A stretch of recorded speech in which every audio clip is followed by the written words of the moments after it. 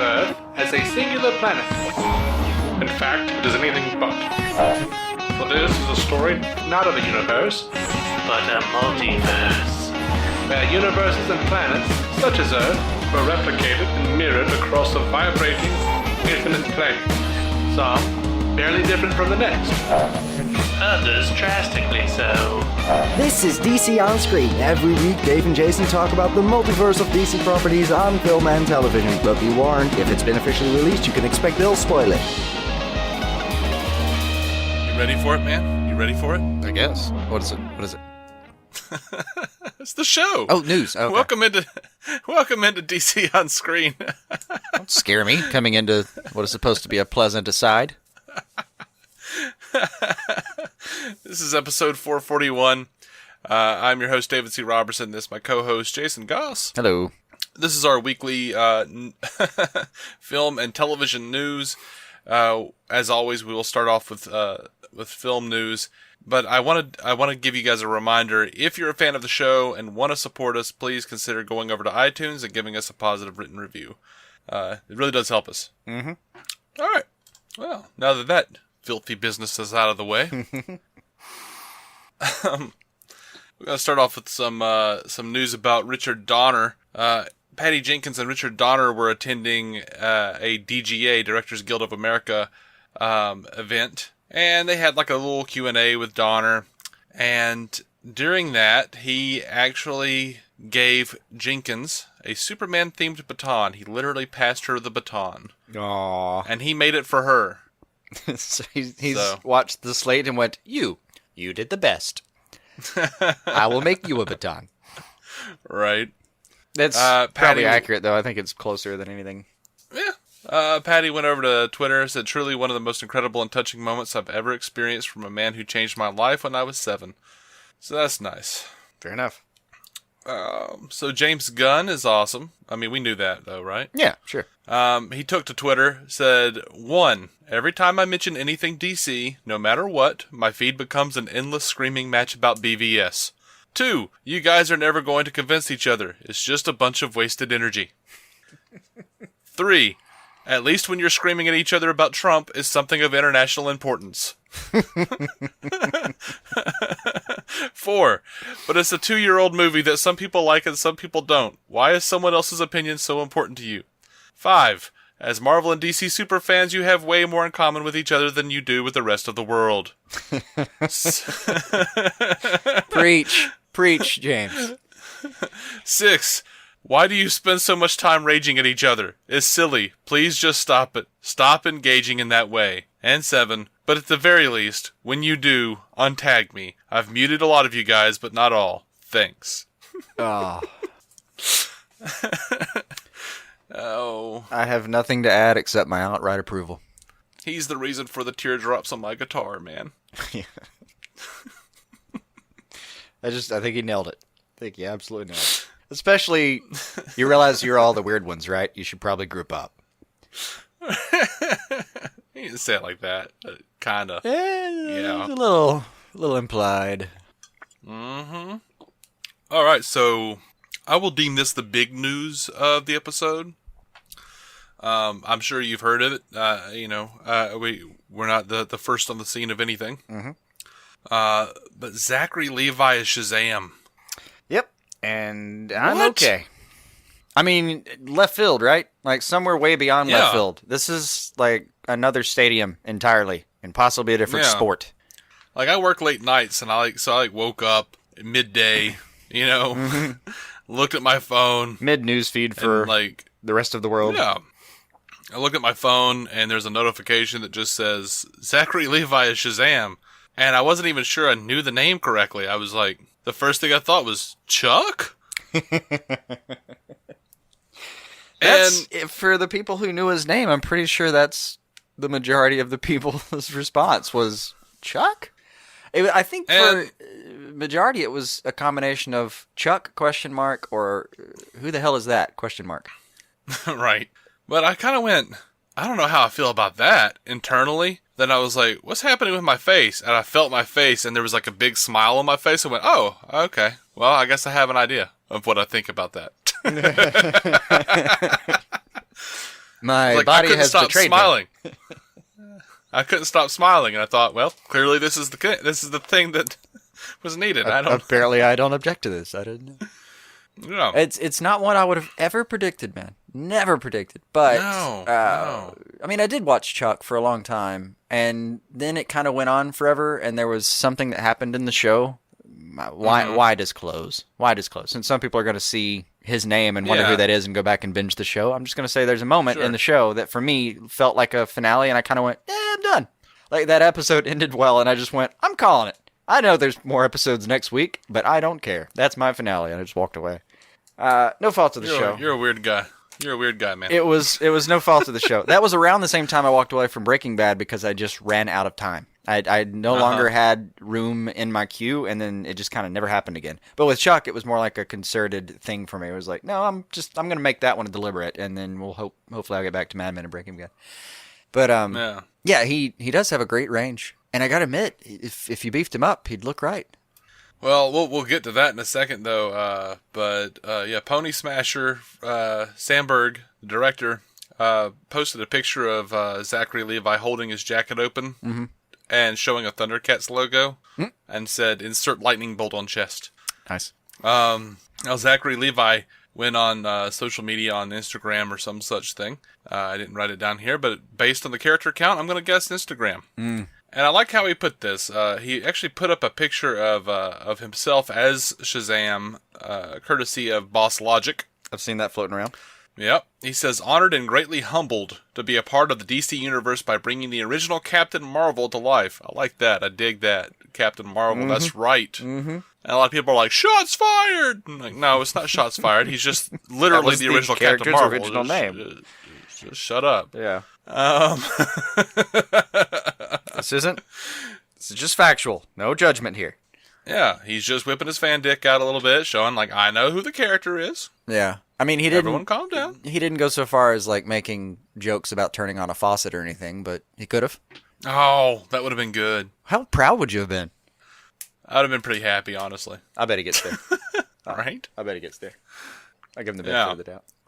He says, I am beside myself with gratitude not only for this opportunity, but also the incredible outpouring of love and support from so many of you out there in the world. Now, if you'll excuse me, I'll be in the gym for the rest of forever. You sure will, buddy.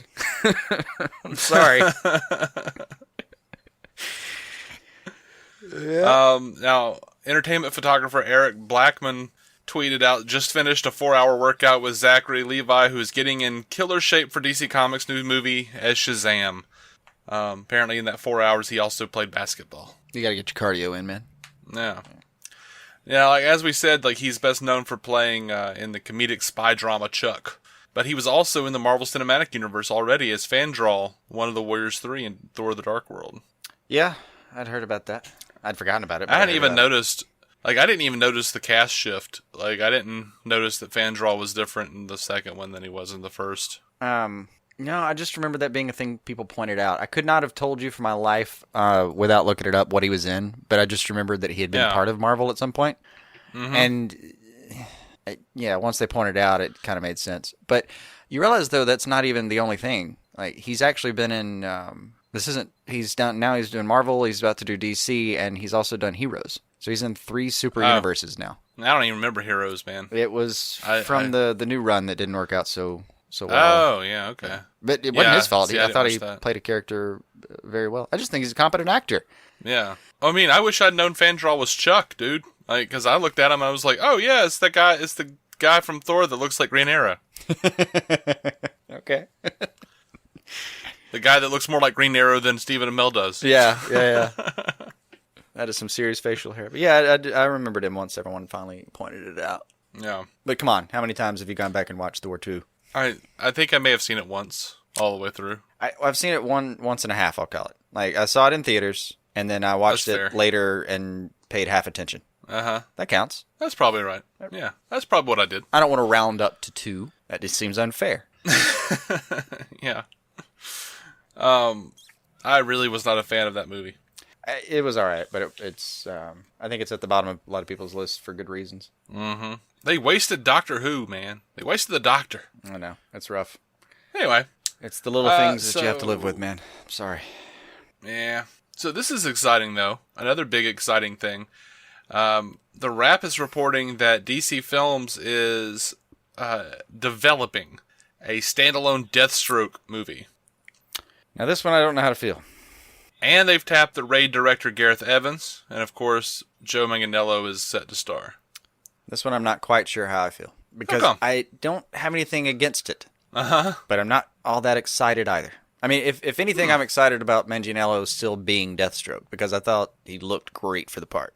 Mm-hmm. It does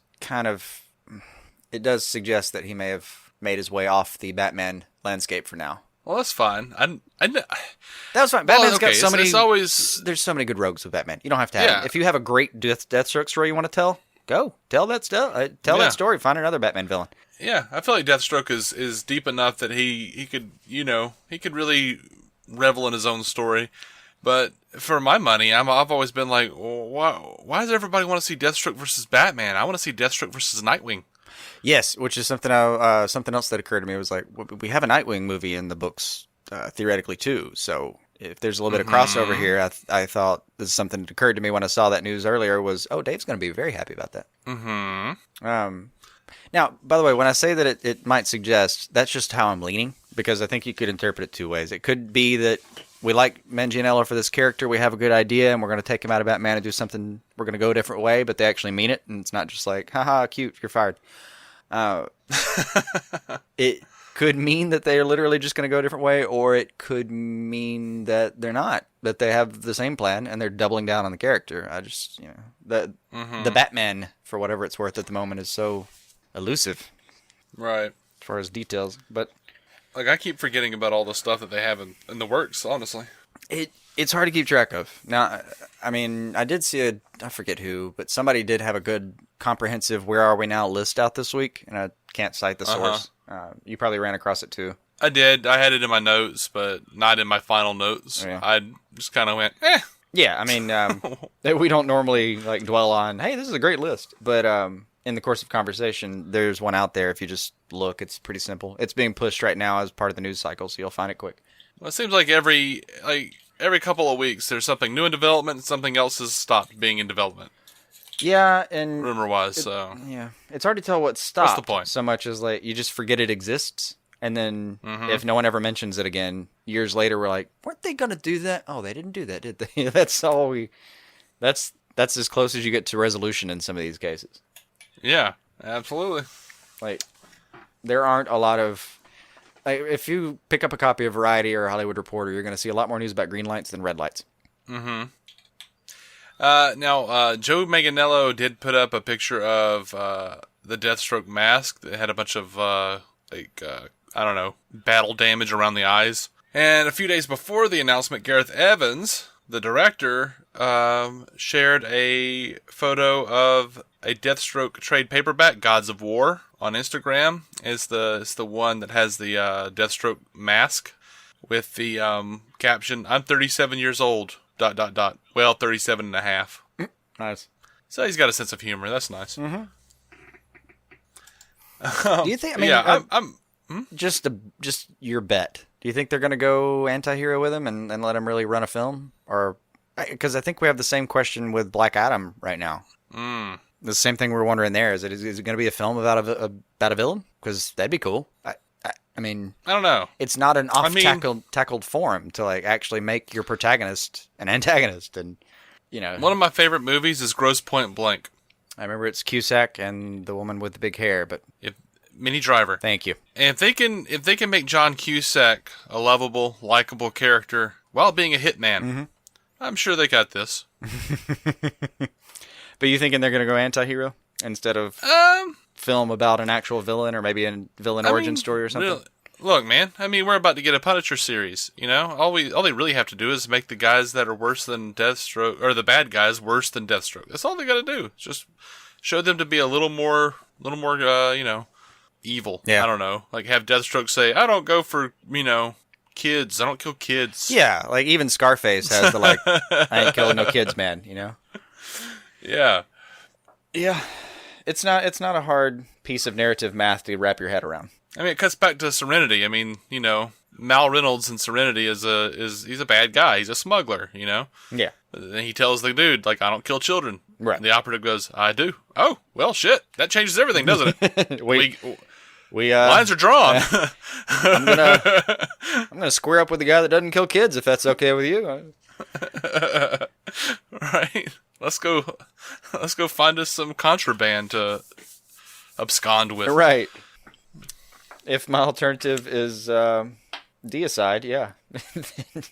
Yeah. All right. So I wouldn't be surprised if they did a story about Deathstroke finding the people that killed his family or something, or finding his son, just some variation of that story. Yeah. I don't know. And Anyway. we have learned that you can't completely count out a story on TV or movie because TV or movie has previously addressed it. Yeah, no. I think that was an idea WB had years ago, and by years I only mean 4 or 5 now. I think that was an idea they had was let's separate the characters in the stories so no one gets confused, and that went away. Yeah, I saw an Ezra Miller version of Henry Allen sitting in a jail cell. Yeah, yeah, we've obviously given up on that. Looked very familiar. Diane has moved on from that idea. Yeah. So My Entertainment World, a website that I admit I don't know anything about, has listed Suicide Squad 2 as starting to film in the middle of March 2018. Like you said, don't know him. We'll see. Yeah, who knows? I mean, all right. as far as I remember, a lot of the working pieces of that film aren't really in order yet. So, do they have a script? Yeah, I don't know. I don't know anymore, man. Yeah, I mean, I don't remember a script being approved yet. So Who knows? we'll see how that works. I mean, what was it? 6 weeks to write the first one, or something like that. Yeah, that's what he had. That's what they gave him. So, That's what they gave David Ayer. Yeah. This would be ample time Yeah, hopefully. by that by that comparison. Of course, the more you overthink the plumbing, the easier it is to stop up the drain. All right, on to Justice League. That's going to be the big monster of the episode, I'm afraid. Justice League is less than a month away from gracing our screens, and they've amped up the promotion. Incidentally, They have a tickets are available if you haven't tried Yeah, in most places. they are available now, and the Chinese trailer they put out actually showed a lot more of Steppenwolf. We get this nice little voiceover from Diana saying, "Long before I was born, he came as the spearhead of an alien invasion." And this just reeked of Whedon too, which was I say reeked in a positive way though. Yeah. Steppenwolf holding this dude up, and the guy goes, "Please, we have families." And he says, "Why does everyone keep telling me that?" It did feel like a Buffy big bad kind of line. Yeah, it absolutely did. I love Aquaman screaming at Batman, "You really are out of your mind." And Batman says, "I'm not the one who brought a pitchfork." That was good. That's fun. I saw Batman interrogating a parademon, like he's got him on a strapped to a wall or something. And he explodes. That's right out of War. It's out of the comics, man. Yeah, that was good. By the way, about that line where he says, "You really are insane, aren't you?" There's an amount of admiration in Aquaman's voice when he says it that I really liked. Like he's finally decided, yeah, I like this guy. He's freaking insane. Yeah. Yeah. I'm gonna be a pal. He's gonna be good. You know, I like the idea of that. Yeah. I like we're asking people we don't know to risk their lives. That's how this works. Yes, that was good. Thing. They also put out a Wonder Woman Origins trailer. They put out a Gary Clark Jr. Come Together music video that had some new Batman and Flash footage, especially. I noticed that more than anything. I mean, it's hard to parse out the footage. There's a moment watching that where I thought, okay, first of all, this is a pretty rockin' version of a song that I really love. And I just had this moment where I was like, I cannot believe I'm looking at a promotional piece of material for a live action Justice League movie, and it's the Beatles that I'm hearing. Yeah. I mean, obviously a version, but I could not have hoped for that in my life. This opens a lot of doors. Notice man. how I used a Beatles song to finish that off? Yeah. I mean, with Aquaman, I expect Aqualung by Jethro Tull to be playing in the trailer. Yes, and you may yet get your wish. Who knows? They're pumping out trailer after trailer right now. like TV spots and stuff. Yeah. Like, I think my favorite line is from a TV spot where Aquaman says to Bruce, "What's on your weird mind?"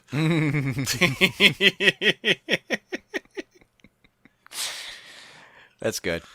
Now, and something in this deluge of new material, there's something that I think is important about it. Just the overall picture, because what else? There's a cyborg one as well, right? Oh yeah, and we actually get him saying "booyah." Yes, which is gonna make a lot of people very happy, including myself. And a lot of fun. Even the interaction between Godot and Ray Fisher was pretty nice. Like, there's nothing really at all wrong with the material I'm seeing, and that goes to my point. Sometimes when a bad movie is about to turn into publicly a bad movie, they overdo the media pitch for it. The how do I put it? They over pitch it. It's suddenly everywhere. But it seems like to me a lot of times when you see a movie that's suddenly everywhere and it looks like it might be okay, the problem I've started seeing is like it's the same piece of material you see everywhere. Whereas with this one, it seems like they're still investing in. No, I want you to tweak it this way. No, I want you to I think they're still throwing money at their marketing and not just saying, I'm not going to spend any more money on development, but I want you to put it everywhere and hope we trick everyone into getting there the first weekend. Which I think is a tactic that's used sometimes. Whereas this one feels like we want you to strategically change everything and money's not a real problem. Make sure you get everyone in there. I could just be hoping, but it's what it looks like. Yeah. Did you notice the cop in the Cyborg Week trailer? You mean where he stops the vehicle from hitting him? Yeah. Yeah. I mean, I know he's there, but what's to notice? What I missed? That was Mark McClure, the guy that played Jimmy Olsen in the Christopher Reeves movies. Oh my, that's fantastic. Yeah, in this, he was also Jimmy Olsen in the Supergirl movie. If I remember correctly, he was at the bar hanging out with the Jimmy Olsen in Superman Returns. Like, yeah, it's Mark McClure. That was fantastic. And after all the BVS debacle, since it's been brought up already, how many people are going to say, like, well, they did the homage to his character better than they did the character? Yeah. Neat tip. Neat tip every of the hat, time, though. every time I see Mark McClure, I always think of Troy McClure from The That's Simpsons. exactly what I hear every time you say it. Sorry, McClure is a very specific I'm Mark word. McClure. Yeah.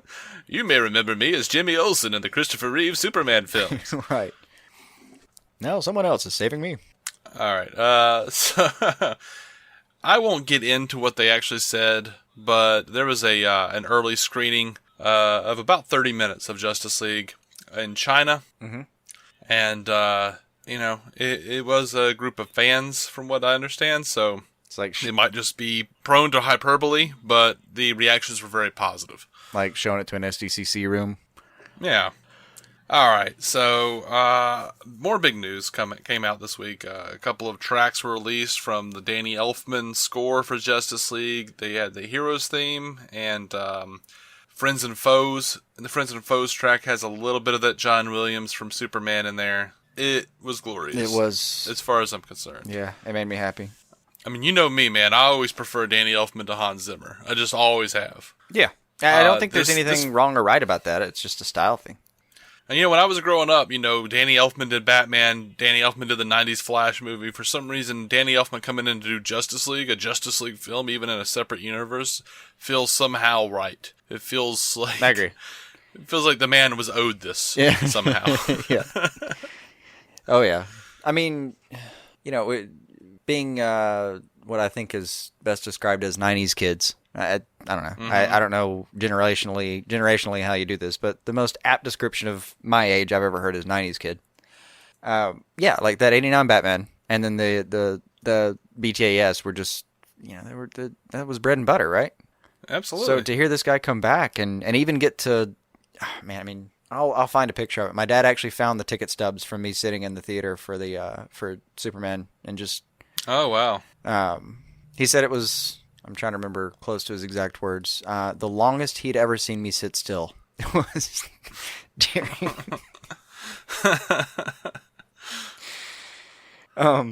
Yeah. That all seems like it's come together in a nice way musically, and it sounds great so far. The tracks Danny Elfman's put out sound. I was pumped listening to them. Yeah. Yeah.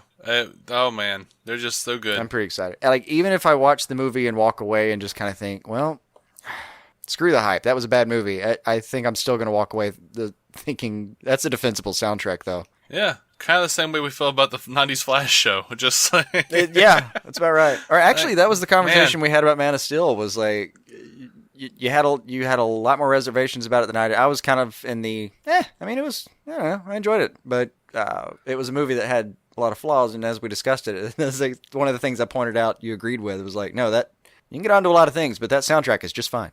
Yeah, I didn't care for the soundtrack at first for Man of Steel, but over time, I found myself choking up at that boom, boom, boom. Like, boom, just, oh, yeah. What? When did this happen? I don't know, Dave. No. I don't know. Hans got to you. It was... he has minimalist tendencies at times, and that means he can be subtle. Mm-hmm. Which is another word for trickery. But as long as it works. Yeah. Anyway, so we they put out a whole bunch of Justice League posters. They have a Mondo poster that's only going to be I don't even remember where. I think it's in Austin, Texas, maybe, that is available. Mm-hmm. That was drawn by artist Lee Bermejo. It's amazing looking. I want it.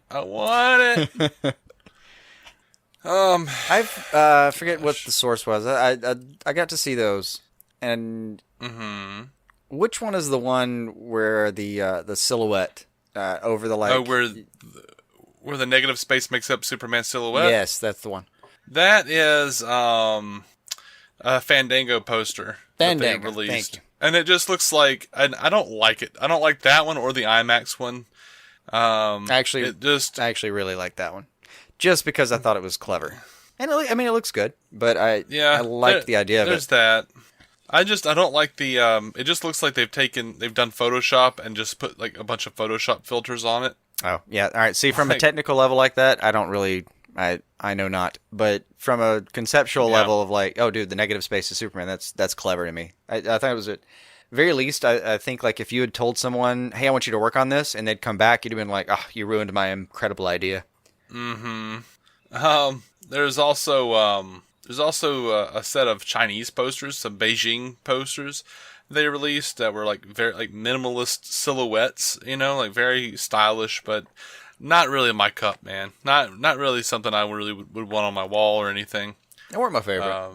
There's been a lot of... I'm pretty sure the Batman one, they just took the silhouette directly from The Dark Knight Returns.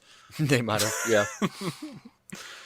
There really were, like, that one, I kind of get, like, there's a retro feel to the Chinese ones that I appreciate part of it, and the other part of me, Like, it actually kind of reminds me of, remember the opening to, the Darwin Cook one, sorry. New Frontier? Oh, New Frontier? Yeah. It kind of reminded me of New Frontier a little bit. I can see that. Ow. But, again... I stretched and I hurt myself.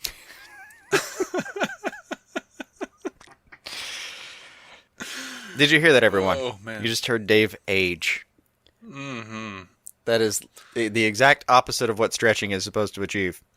Uh-huh. That's right. I'm hurting, folks. We need to add about 5 minutes of limbering up to the beginning of your day. Just see if that helps. Right. I thought I already had that, but whatever. Apparently not. Anyway. Moving on, I guess. Gal Gadot has kind of said that the whole Wonder Woman walking away from humanity for 100 years thing in BVS was a mistake. Mm-hmm. She said none of us knew exactly the backstory of Wonder Woman. And once they decided to shoot the solo movie for Wonder Woman and we started to dig in to understand the core of this character, we realized that actually there is no way that Wonder Woman would ever give up on mankind. So I'm giving you a very honest answer, but it was sometimes in a creative process you establish something that is not necessarily the right decision. But then you can always correct it and change it. So Wonder Woman will always be there as far as she's concerned for mankind. I don't know if they're just going to ignore that line from BVS, or if they're actually going to try to make it make sense in the sequel to Wonder Woman. I wouldn't be surprised either way. I mean, yeah, they could make it make sense. There's still a lot of leeway, but if anything, what I love is I liked how I wish more people did what she just did. Though was like, well, here's an honest answer. but it is a collaborative process. So this is my take, but and there's so much circumlocution talking around the idea, but that you don't get an honest answer sometimes. Mm-hmm. I love it when people actually just say, "Look, it's not. I mean, this is how I actually feel, but that's just how I feel." Yeah, I appreciate the honesty. I appreciate the candor, gal. But I'm gonna be pissed if they don't explain that line. I'm just saying. It would be nice. I'm gonna be annoyed. That would be nice to have that one wrapped up. Then again, I'm a fat dude sitting here talking into a microphone, playing with a fidget cube. What the hell do I know? So, Deadline is reporting that Justice League is tracking for an opening weekend of 120 million, 110 to 120 million. So, that doesn't feel traditional. That I don't know.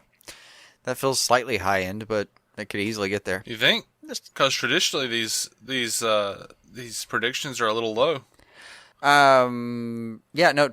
Traditionally, the predictions are 90 to 110. I want to say. Mm-hmm. It hovers around the 100 mark. It seems like. Yeah. But I do. I mean, I don't remember what they were for other films, but for the other Justice League films, like I think for Wonder Woman, it was somewhere in the 80s or something. But yeah, Suicide Squad, I think, was the one that they pitched pretty high because BVS had like a bad turn of press right before it came out, and so did Suicide Squad. So Suicide Squad, they thought the powers that be seemed to think would survive that bad media run, and I mean it did. The numbers were higher than predicted, but it seems like 90 is where I would have guessed. A lot of people would have guessed. Yeah, there's a sentence. But yeah, there's a lot of speculation that Justice League was responsible for crashing Fandango's servers. They went down for apparently quite a few hours. I don't know. On the day, I didn't have any problem. Nice. But Fandango saying it was just, maintenance. Like, yeah, right, maintenance. Wink.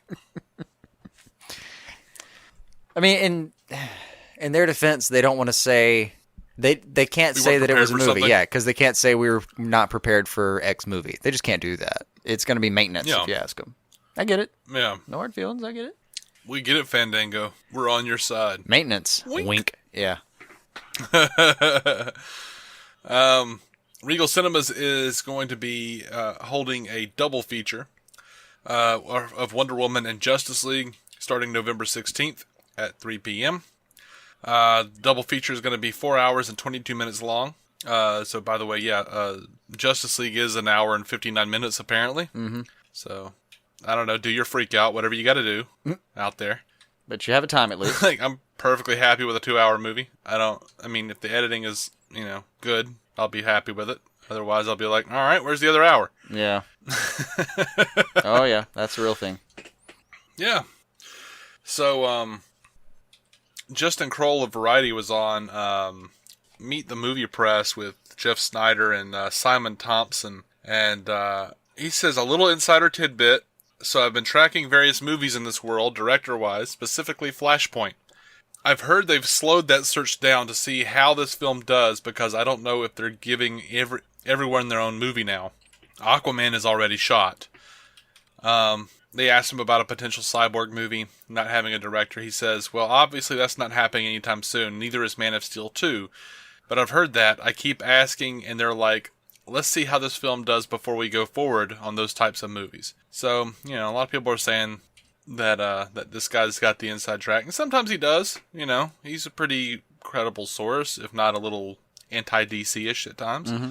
But, it just sounds like it's the way all of this stuff goes. I mean, if Justice League tanks, there's going to be a scramble. Oh, yeah. Well, we said this before. We said this before Wonder Woman, that if it tanks, there's going to be a scramble. But we're not being repetitive. It's just the way the movie business works. No, before Wonder Woman came out and actually did not just fine, it did well. Critically, finally got some praise, and the movie sold just fine. So before that happened, we had, in our, me and you talking, had still said, no, Wonder Woman needs to go well but so does Justice League. It's not just like, we got away with one, and then Justice League tanks, and they're fine. Both of these movies need to do well. Yeah, I mean, look, the Rotten Tomato score matters. Like, the critics matter, but not as much as the money. Like, if the critics mattered as much, we wouldn't be this far. Yeah, that's the whole point, is the proof is in the box office returns, and they've gotten enough money to keep doing this whole thing. I mean, WB could drop this and bring it up 15 years later. They have these IPs for as long as they want them. It's not a matter of... They can play a slow game. They can wait for the MCU to die, and then wait another 10 years and pick it all up again using the same formula MCU did, and guess what? Some people would notice, and a lot of people wouldn't care. They just go to the movies. Yeah, I think most people don't care. If they're seeing a good thing, they really don't care most of the time now. I mean, there's not going to be like some backlash of people with integrity as far as story form goes saying, no, that's not going to happen by the hundreds of millions, man. Yeah. It's just not. So instead, what you're going to get is like they could have stopped. They could have bailed on this. They haven't, because the numbers have borne out so far. They've been making 200 plus. I want to say 200 plus profit per movie at least. Yeah. So until that stops. So yeah. As for Kroll, I don't know that this is really an insider tidbit. This is just the way it works. I mean, all of this stuff is up in the air all the time. Sure. Until they actually start, even after they start committing things to film. Look at Justice League Immortal. Yeah, it's true. No, it doesn't just have to be completed. Like, I mean, I can't name you them, but I know I don't have that kind of backlog of information. But there are plenty of movies who have even made it through principal photography and never saw the light of day.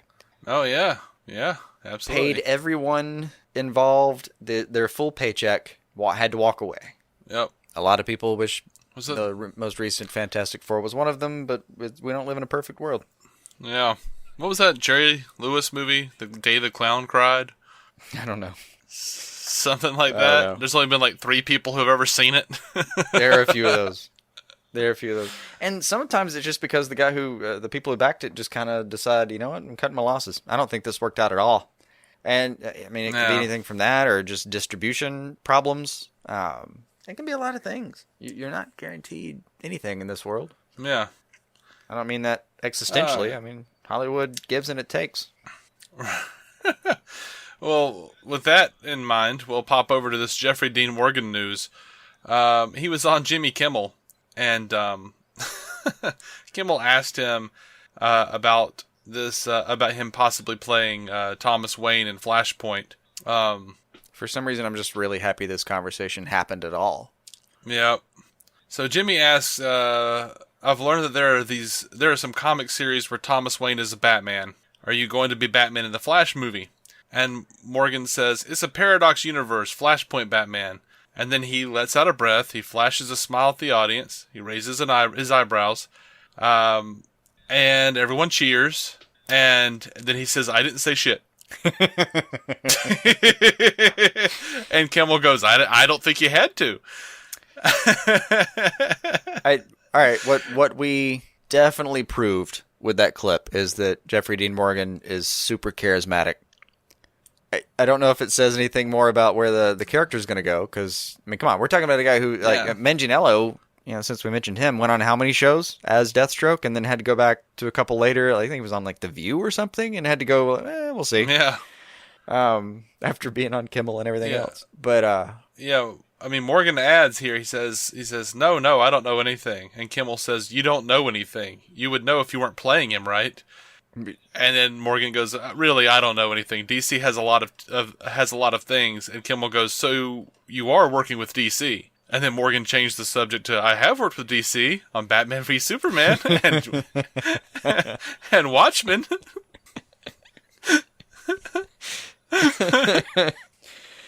Oh, get him, Jimmy. It's a pretty delightful clip. Yeah. I just think Morgan could probably pull off an eyebrow raise at a crowd and get that reaction under a lot of circumstances. Mm-hmm. It has to be too. How many people in that crowd know about Flashpoint, right? Your average Jimmy Kimmel crowd? It's not to disparage them. It's just that the people who have read Flashpoint are a minority in the country. Period. It's not something that everyone's read. A lot of people are familiar with it. But do you expect an entire Jimmy Kimmel Live, any audience of any late night show to just yell and cheer? No, that man is just compelling. Seen it over the years. Yeah, I don't know. I don't know. I think the Kimmel and Fallon crowd are very genre savvy. That could be the case. I really do. I think it's because it's become an internet culture sort of thing. Like, they're so prevalent online. I think that with certain bits, I think that they've got kind of a large genre crowd, more so than Leno ever did, or hell, I think even Dave struggled a bit, though he had some really great comedians on all the time. Anyway. Oh yeah, he had top-notch comedians, but I could see that. Then again, what do I know?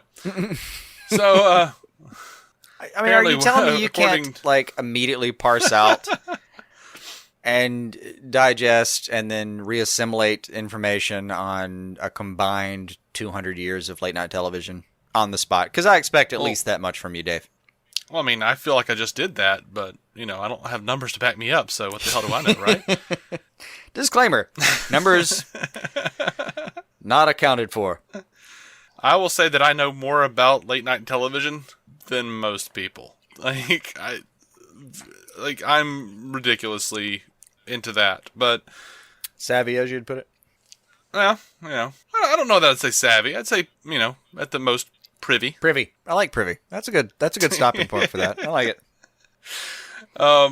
So Wonder Woman is apparently, according to Google's Frightgeist, the most popular Halloween costume this year. She's Wonder Woman is number 1. Harley is still number 2. That's only knocking Harley down from 1 to 2, right?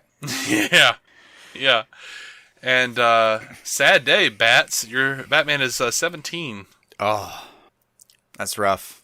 I think there's a backlash though of a lot of people who would like to dress as Batman, but they've seen, since it's been a popular thing recently, they've seen celebrity personnel dressed as Batman on occasions, and I think it has brought down the numbers for Batman. Maybe. I really think that's part of it. Why wouldn't it have brought down for Harley, though? Because everybody's Harley. Everybody. I just think it's a lot easier to pull off Harley than it is Batman. I mean, you can see, especially when you see someone in full garb, it just, no one in real life ever looks like they can fill that suit out. But there are people that look like they can fill out Harley Quinn's outfit. Sure. Maybe so, man. All right, we got some listener feedback to get Let's to. hit it. We have a couple of iTunes reviews. First up, Pastor Sean reviews us. He gives us, the title is Essential, and he gives us 5 stars, and he says, absolutely fantastic podcast. The chemistry between these guys makes this podcast great fun to listen to, and if you enjoy the DCEU, this will keep you up to date on current shows, past shows, upcoming films, books, and more. Just love it. Thank you, dude.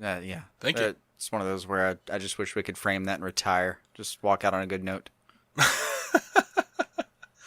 You know what? I don't know where I put that other review. I had another review here. Another iTunes review. Did I not copy and paste it? Did I just read it and not put it in there? Oh. I'll be a second.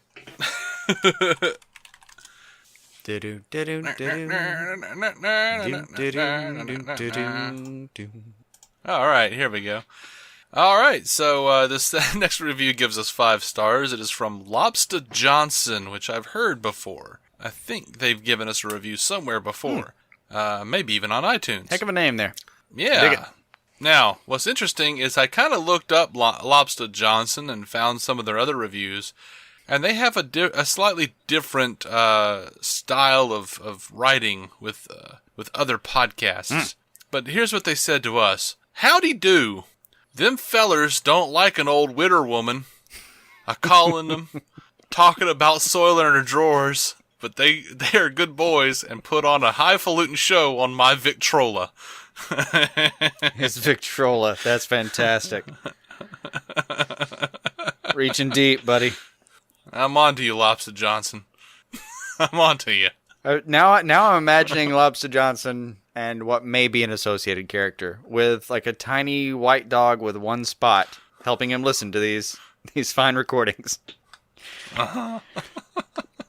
Also, I'm sorry, Lobster Johnson sounds like I love the name, but it also sounds like it could be a mob character on SpongeBob.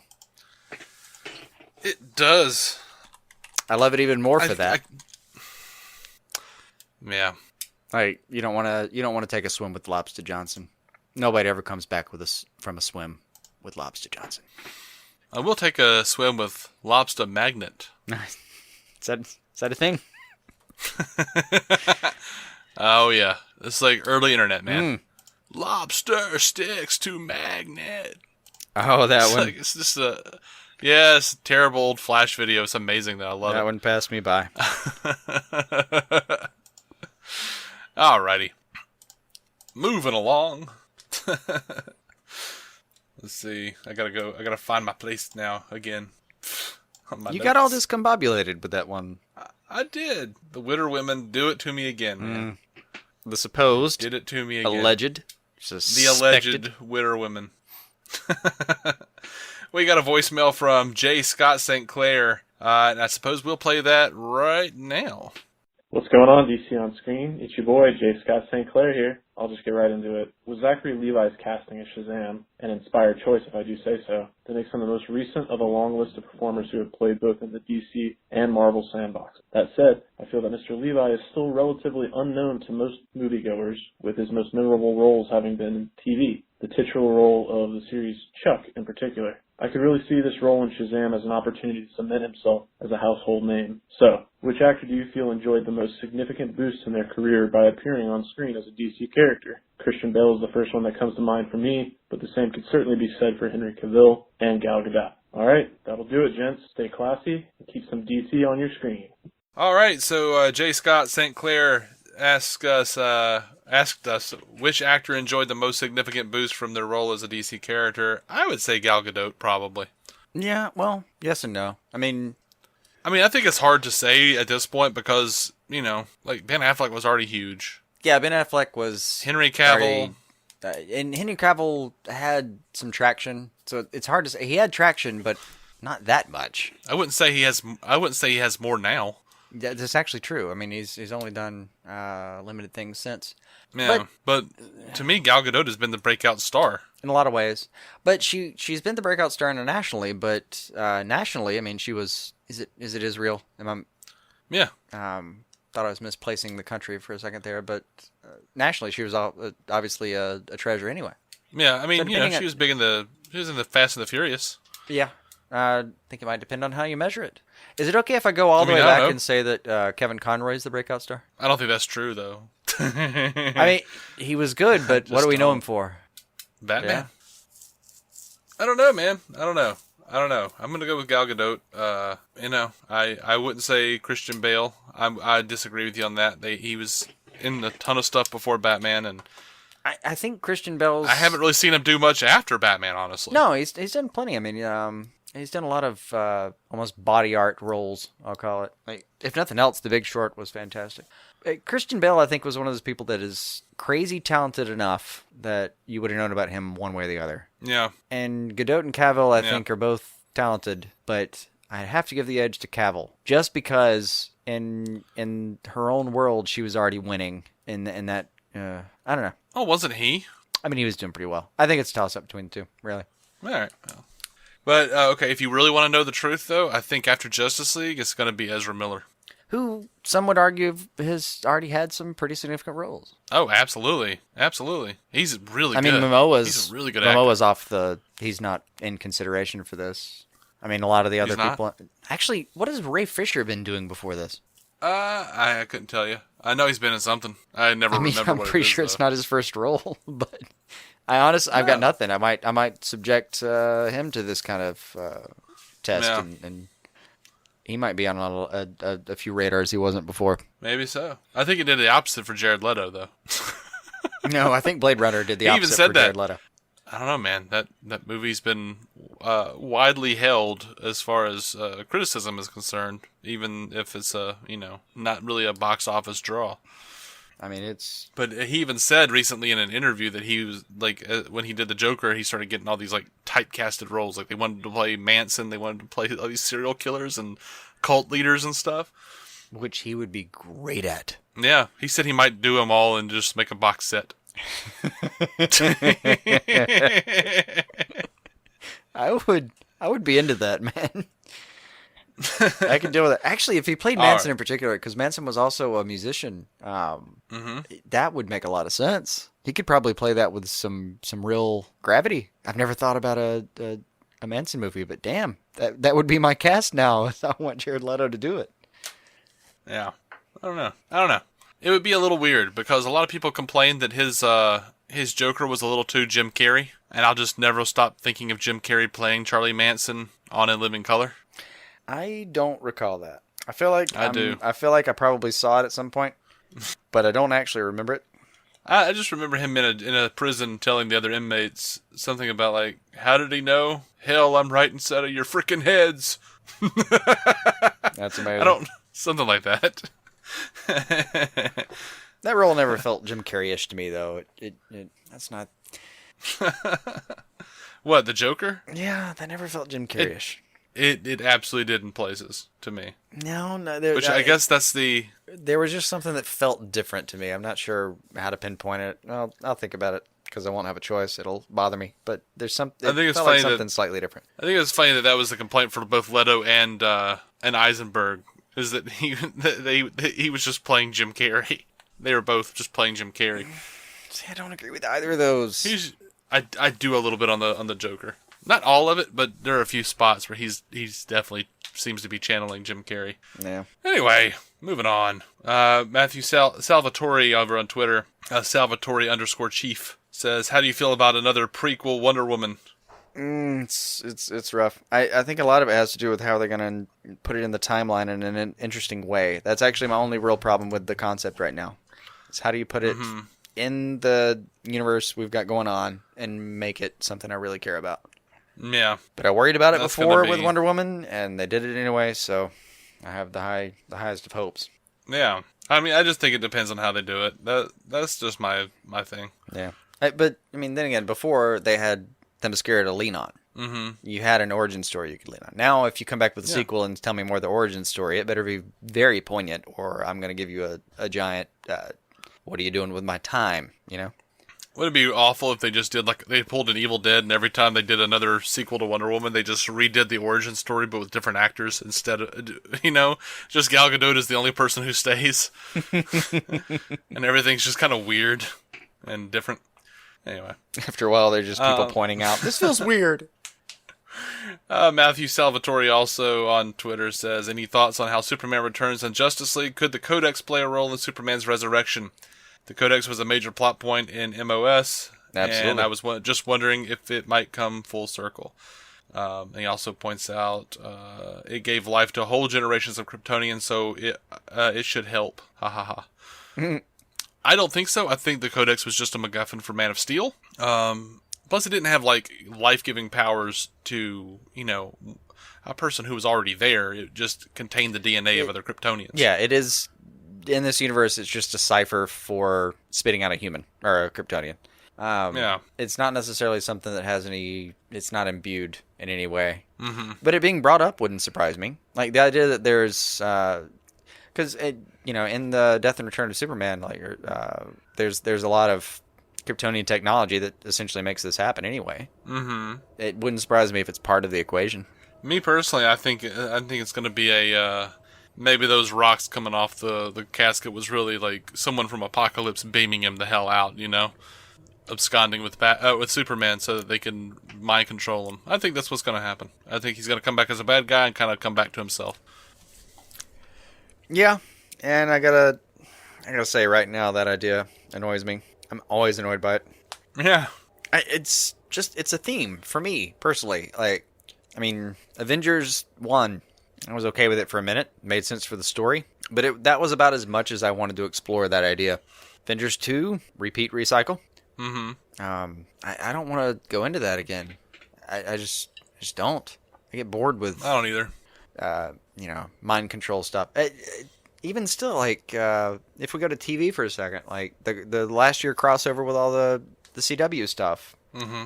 Heavily mind control influenced, especially in the major middle chunk of the crossover. Yeah. I mean, this year's... It's not mind control, but it's just, you know, Earth X kind of stuff, so... Mm-hmm. I get bored with that kind of thing. Oh, it's not him. He's just controlled by another person. I don't know. I do Honestly, deeply prefer like organic reasons that people are doing things. you go to the Justice League trailer, you think of, Bruce saying, "I had a dream. It was the end of the world." All right. Well, hopefully that's the part in Justice League where he's realizing we can beat him. Lois is the key, and we don't actually have to see that future, that Injustice future. Yeah. that Flash warned him about in BVS. Yeah. But I do think Superman will probably come back evil for a minute. Lois is the key, man. Where else are they going to do it? Where else? I don't want to drag that possible future out any further. Let's just go ahead and get it over with in Justice League. Oh yeah. No, I would like to knock that out early because it's an anomaly that I'm not comfortable with in that film, and plus we have the Danny Elfman track where like it does have the theme.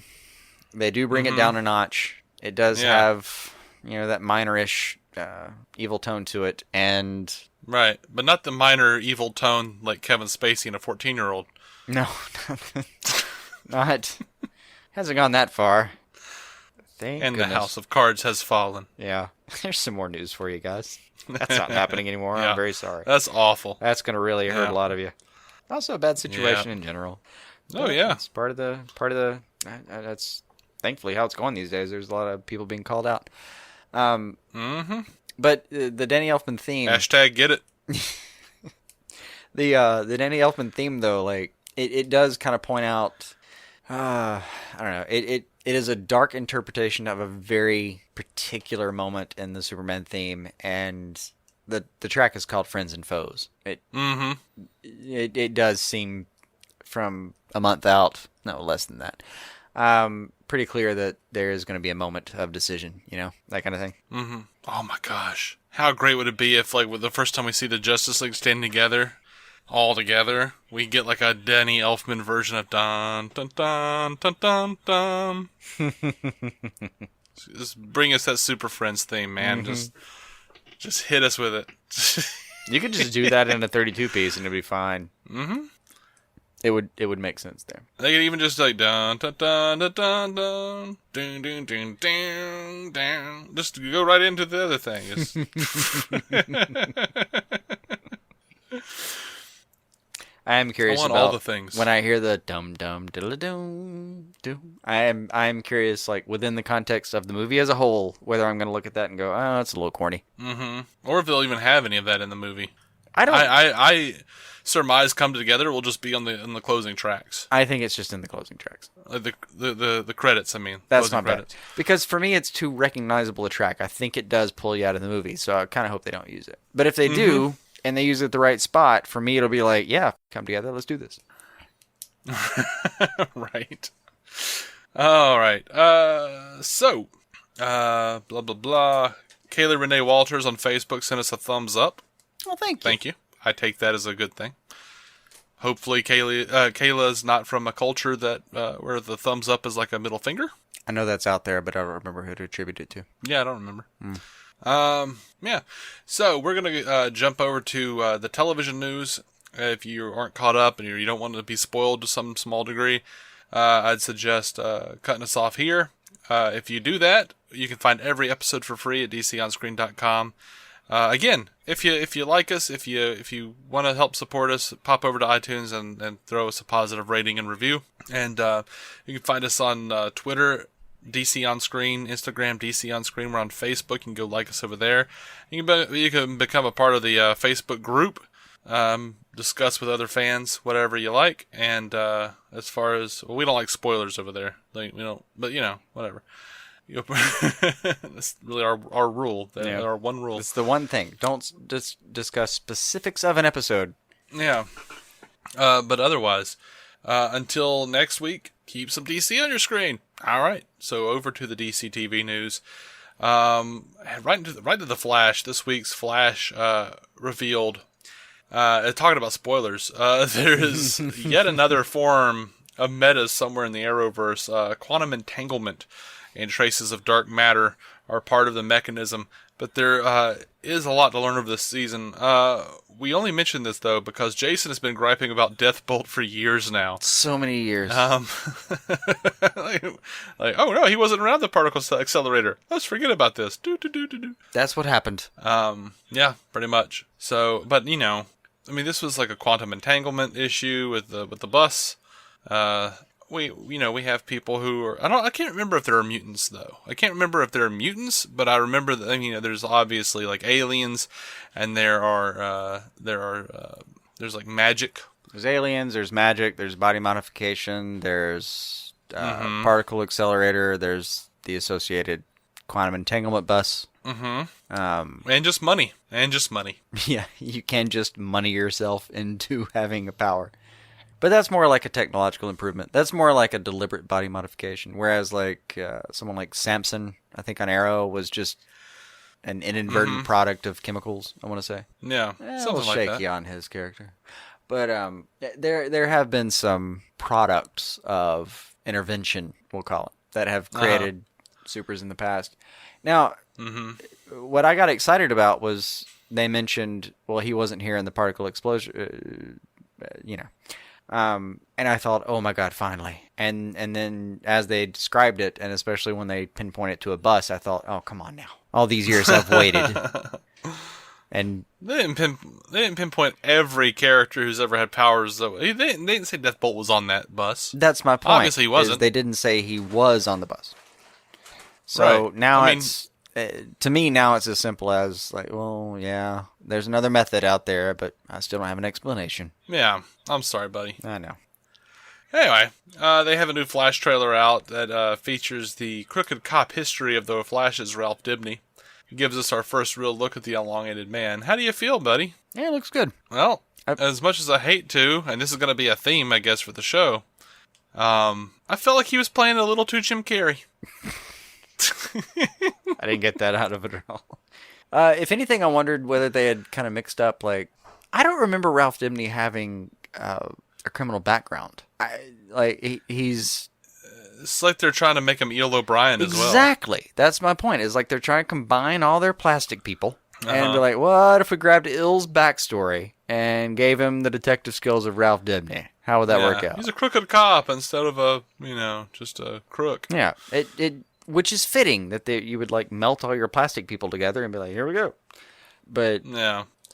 Did it strike you as such to me? That's how it struck me. It was like, well, it's a little weird. It's a little weird. You're calling him Dibny, but that's Il's storyline. Honestly, but whatever. Honestly, I think he looks a little like Carrey. I think he acts a little too much like Jim Carrey. I haven't seen the entire episode, but I'm not a huge fan so far, which is sad because I was really looking forward to Elongated Man. I had no problems with the character. I just don't. That was the one thing that I don't know, that stood out to me. It was like, it's not really the backstory. Whatever. Okay. I'm hoping they'll exonerate him, Oh, they will. They will. He's supposed to be an ongoing part of the series. He's, a series regular right now. Yeah. So. Well, he could be like on a path to redemption, instead as opposed to a. Yeah. I don't want to have a thing where like I'm on a path to redemption and everybody else is like, how can we trust you, Ralph? Yeah, I know. I don't want to do that either. But essentially, they do that a lot, and functionally, we have our new Julian. Great detective, I guess. Not quite part of the team, trust issues, blah, blah, blah, blah, blah. I'd rather just have Julian back. We already know what we're doing with Tom Felton. I don't know what he's up to now. Probably something British. Over to Legends of Tomorrow. Mark Guggenheim was asked about whether they would revisit Star City 2046. He said it would be awesome. That's totally a bucket list item for us. We've talked about eventually going back there and seeing it. There are still a couple of different ideas that we have related to that time period, but nothing solid is planned.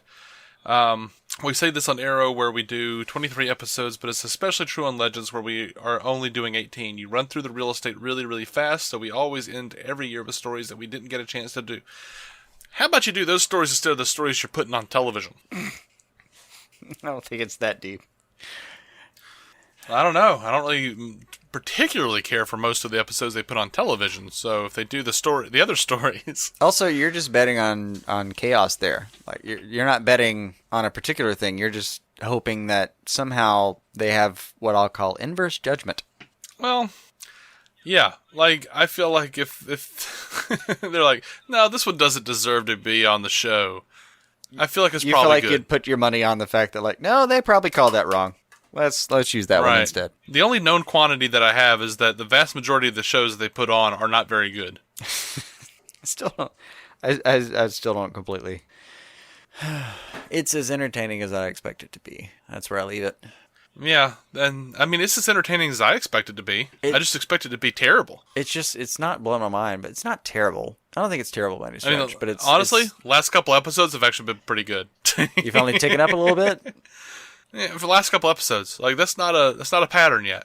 Those are two coincidences. Still an anomaly, but worth investigation. That's where I'd put that with too. Yeah. Nate being high was phenomenal. That was actually pretty great. But anyway, Phil Klemmer is teasing a death, a major character death on Legends. He says all the Legends are not going to be fun.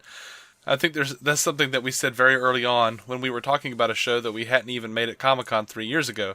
We said the show was an ensemble, and it was one where we were going to have a rotating cast, and that when people died, they would die in real life. I don't think that's what he means. But, like, nope. When they die on the show, we're going to take them back behind the stage and slit their throat. No, come on. Stick to the theme of the show.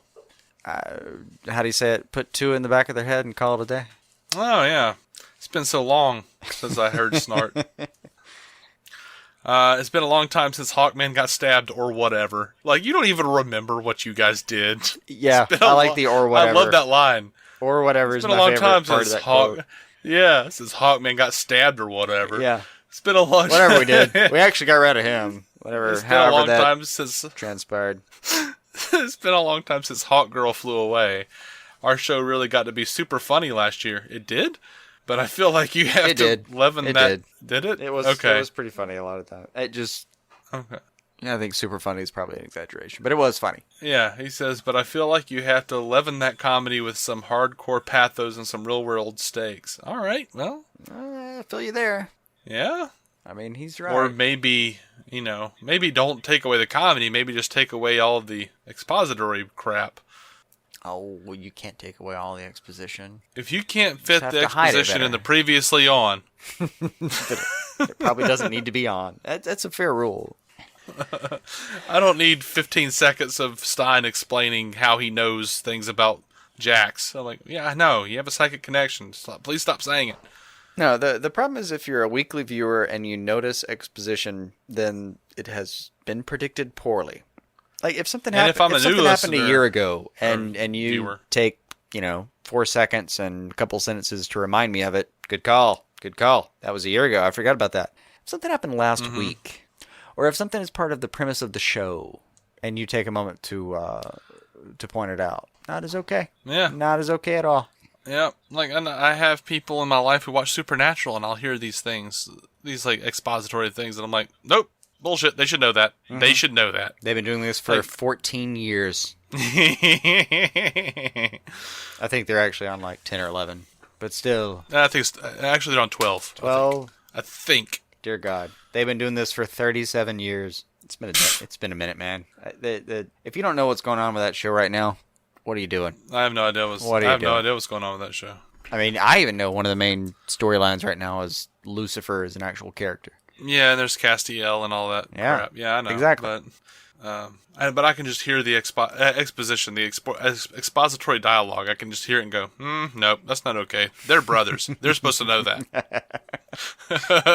That should be a look.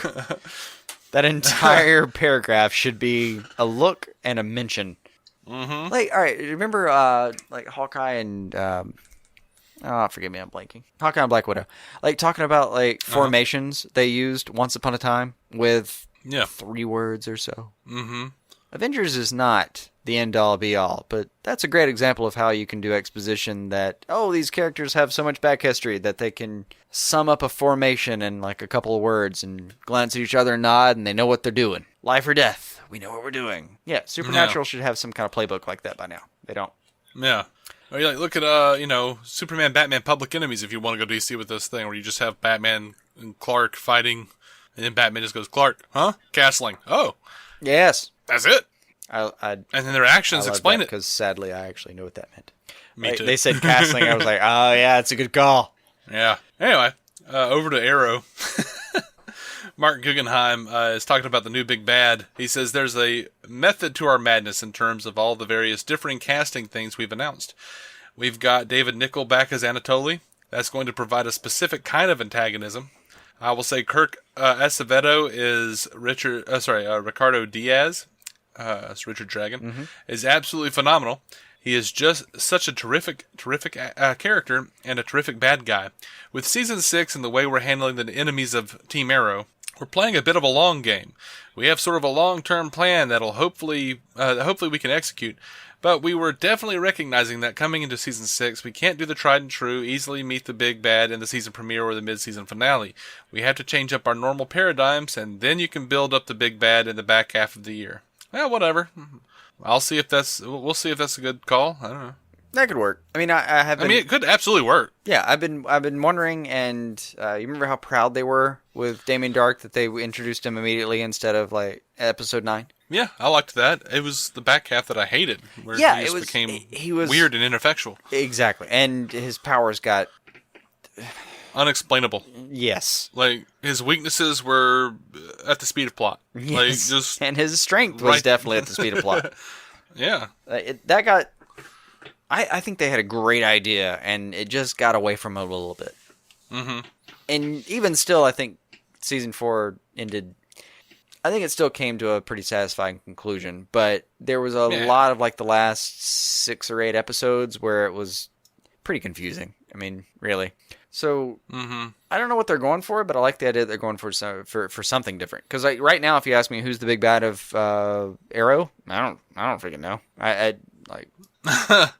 William, because he's taking Oliver away from the team. I don't know. Yeah, it's not that FBI agent. That's not going to be a thing. Like she's one of the more boring roles because right now it's this very too well traveled path of I know you've got something going on, or I'm going to look into it. I get bored by that kind of stuff, especially because we explored it already with Quentin, like in episode 1. 2, maybe? Through season 4. I mean, I think by episode 3 or 4 of Arrow, he had already been arrested for being the vigilante. It's like that. Yeah. That's the kind of storyline that it's got a little bit of pop to it because he's a mayor and this is a federal agent, and he actually has retired, on the surface, from fulfilling the role as the Green Arrow, but it's not enough. It's not enough for me to really care yet. There's going to have to be something there. But if you ask me right now where the season's heading, I don't know. Michael Emerson? Question mark? Raised shoulders? Squint? I don't know. That's what I've got. I mean, vigilante, Michael Emerson. That would be fantastic. Couple things on the horizon. But they've already also said that like every character will have their own enemy. Yeah. It's more of a Legion of Doom than I think they were actually doing previously. If it works out the way they're describing it. Yeah. So Charlotte Ross is going to be returning as Donna Smoke this season. I'm good with that. I like her. And Winnie Miracle talking about Vigilante being being cast. She says, we are super psyched about that character and about the stories that we have planned. He'll definitely come back. We left that dangling deliberately in Season 5, knowing that we would bring that character back in Season 6. We'll have a really cool storyline, not just in respect to the city, but also with respect to a particular member of the team.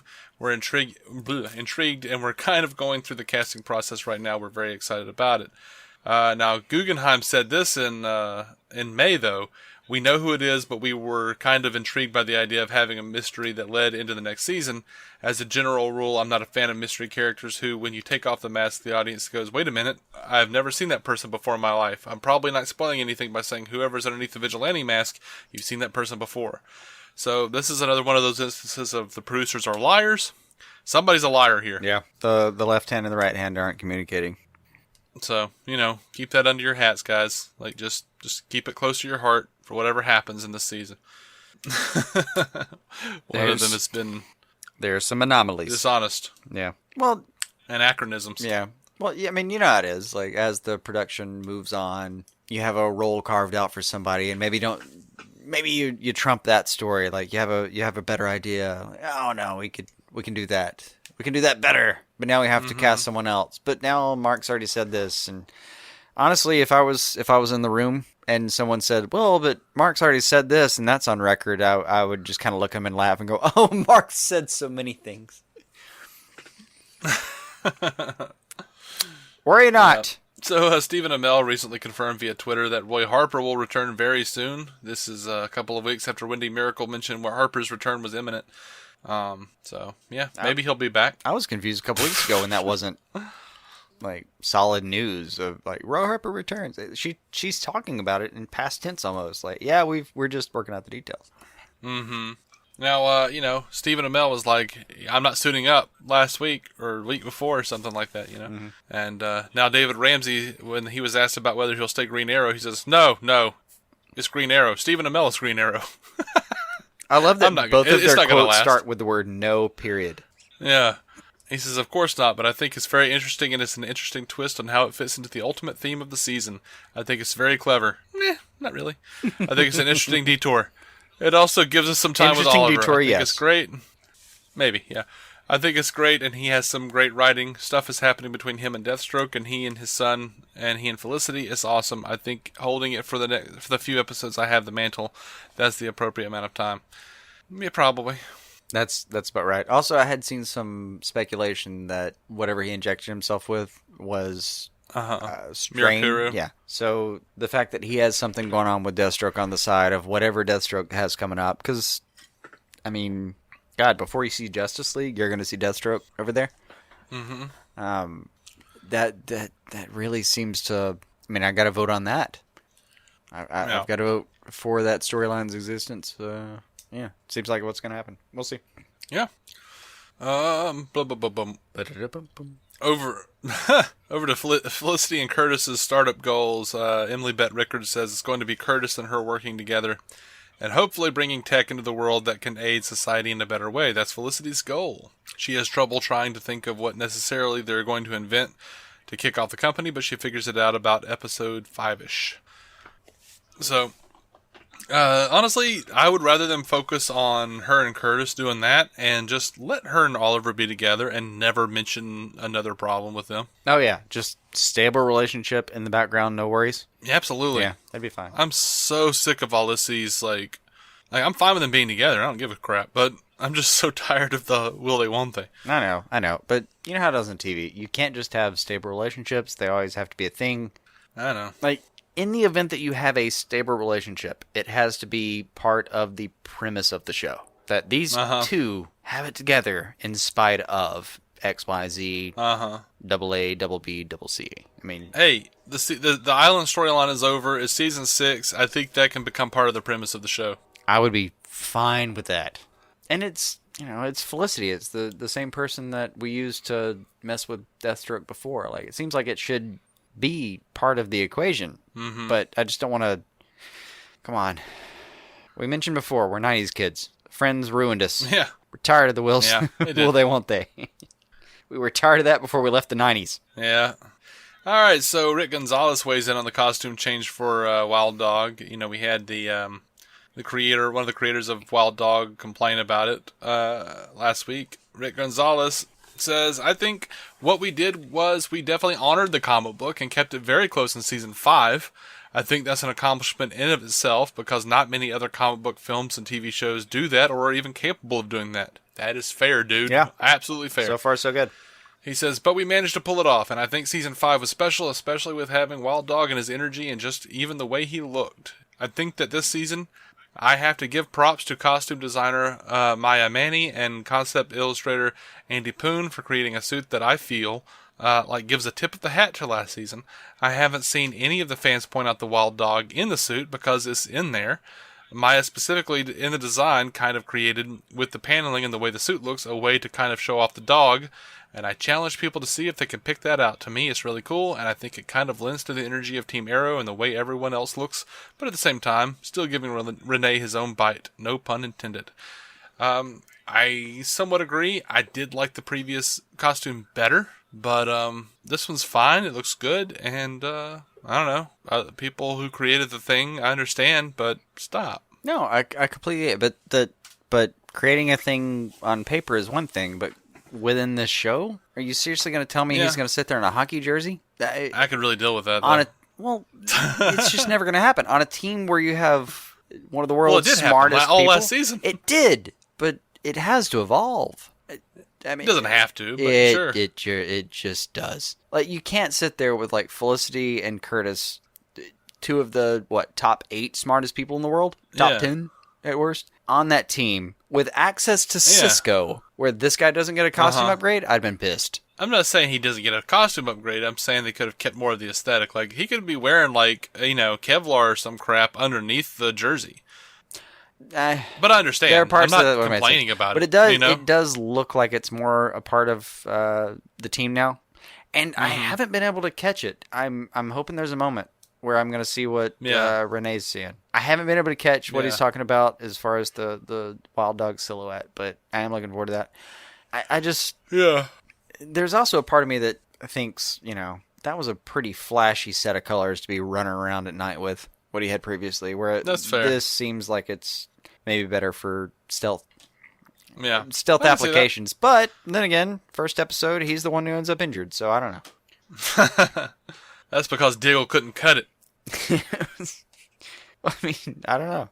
No, I mean, first episode was him getting pushed over the damn ledge of the highway there. Because Diggle couldn't cut it. That was true. Yeah. Now over to, a side note about our imprint, an imprint series that we don't actually cover. Preacher has been renewed for season 3. It's very exciting for me. Mm-hmm. And exciting for a lot of people. Now, this was exciting for me, though. Over on Justice League Action, in what is being described as possibly the most meta piece of animation ever produced, Justice League Action has given us a short where the Joker and the Trickster both attempt to abduct Mark Hamill. The Mark Hamill. Voice actor of both characters. Of note. Only to be thwarted by Hamill's voice actor skills and Swamp Thing. Mm-hmm. Another character that Hamill voices on that show. Mm-hmm. It's pretty delightful. You should watch it immediately. It really is amazing. And there's so many in references, it's just laughable the entire time. Oh, man. So we've got a little bit more listener feedback for the television section. And we're going to jump into that. A voicemail with Jordan Valdez. Hey guys, it's Jordan Valdez again, and I just wanted to say I really enjoyed your top 10 Batman animated series episode. I'd love it if you did some more about some of the other DC animated shows, or frankly any of the DC shows really. I think it would be cool to hear a top 10 episode list of Smallville. That would be awesome. But anyway, I just wanted to pitch in with my list. It would be number 10, Beware the Grey Ghost. Number 9, Perchance to Dream. Number 8, Mad Love. Number 7, Harley's Holiday. Number 6, It's Never Too Late. Number 5, Cold Comfort. Number 4, Holiday Nights. Number 3, Old Wounds. Number 2, Heart of Ice. And number 1, Over the Edge. I wanted to say, David, I totally agree with you on It's Never Too Late. It frustrates me to no end that is sort of snubbed from so many people's top 10 lists. I think that's one of the probably the most underrated episode of the show. I think it's so emotional. It's not a traditional Batman story, but it's a phenomenal episode. And I wanted to say I actually prefer the new Batman Adventures to the Batman Animated Series, both in terms of, as you can see on my list, it's actually the majority of it is new Batman Adventures. But also, I know I'm in the minority on this, but I prefer the character designs too, even the Joker. So yeah, I know I'm in the minority on that, but for me, I actually prefer it because I think the animation style, it's just more appealing to me. But anyway, like I said, I really enjoyed your top 10 episode, and keep up the great work, guys. Bye-bye. All right. Dude, thank you for the voicemail, Jordan. And I was just on Jordan's podcast on Sunday, Multiverse Musings. We talked about Batman v Superman. They were doing their review. Of course, we've already done our review 2 years ago. Mm-hmm. And it seems like 1,000 times since. Well, it's just defending it all this time. It's kind of nice to talk seems like it's come upon us to talk about it so many times. Yeah. But it was nice to talk to those cats over there, Jordan and Adam, I believe. I'm really bad with names. I'm sure you've got it. But yeah, Multiverse Musings, guys.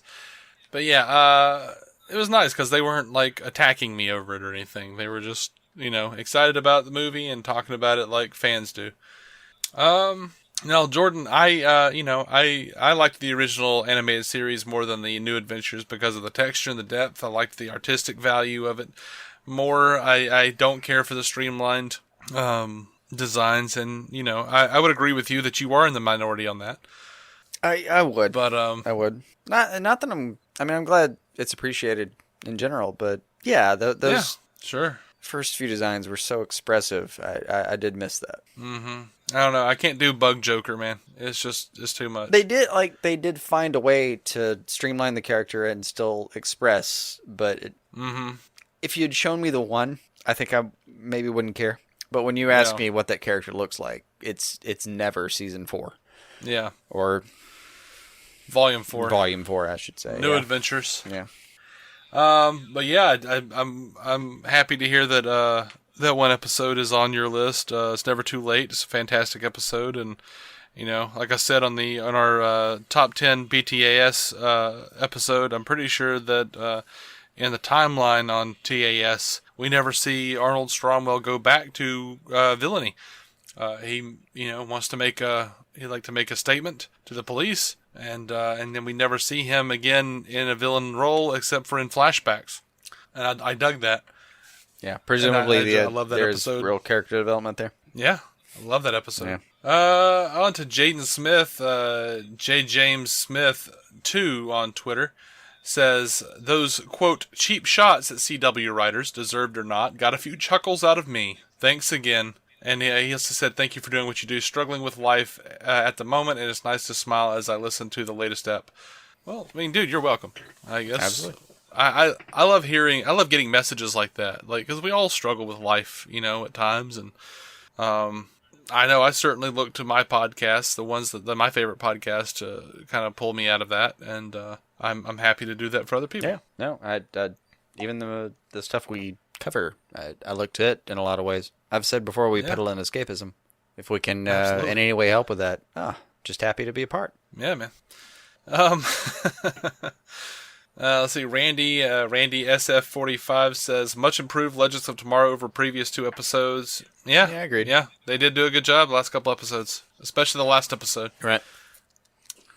Sherman Smith over on Facebook, the Flash Mixed Signals episode, very good episode, good balance of humor and drama. I mean, I would agree. Mm-hmm. I've enjoyed the Flash this season. Yeah.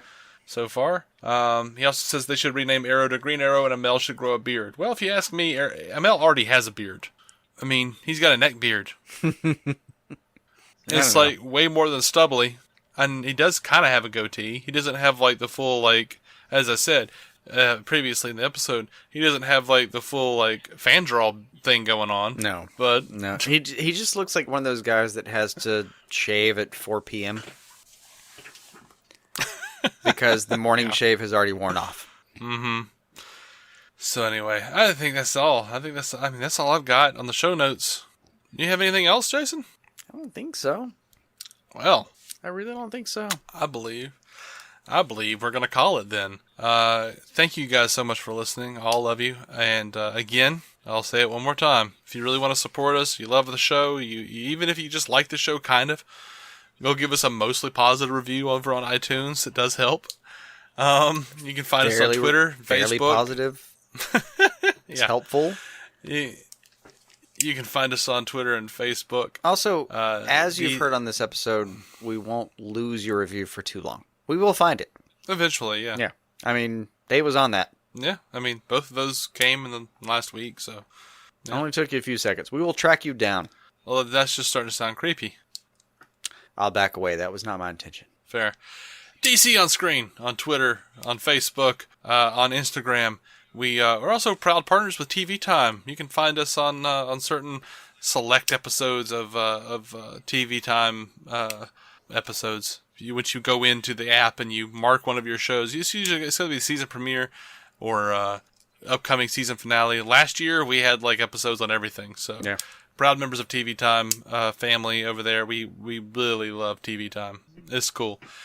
Go explore. Just a useful thing. You can challenge your friends to quizzes. Comment and make memes. Keep track of your television schedule. It's really cool. Yeah. And we were talking about it on this show way before we were ever partners with them. Yeah. Oh, yeah. But anyway, You can also leave us a voicemail, as a couple of people have done here on this episode. And you can do that by calling a number. And that number is 205-259-6331. That's 205-259-6331. We do look forward to hearing from you guys. And until next time, keep some DC on your screen. Our opening narration was from Dan Jurgens' The History of the DC Universe, Part 3 of 10, as featured in DC 52 Week 4. It was performed by me, David Z. Robertson. Intro music by Jason Goss and Michael Shackelford. Michael's band Future Elevators can be found on Spotify or future-elevators.com. Our introduction was performed by Eli Ophelders of Stealing the Remote, which lives on SoundCloud and can be found on iTunes and Stitcher. We're a proud member of the Giant Size Team Up Network, GiantSizeTeamUp.com. DC On Screen is a maladjusted production. Visit maladjusted.tv for more from me and Jason, including sketch comedy and improvised web series, vlogs, parodies, and more.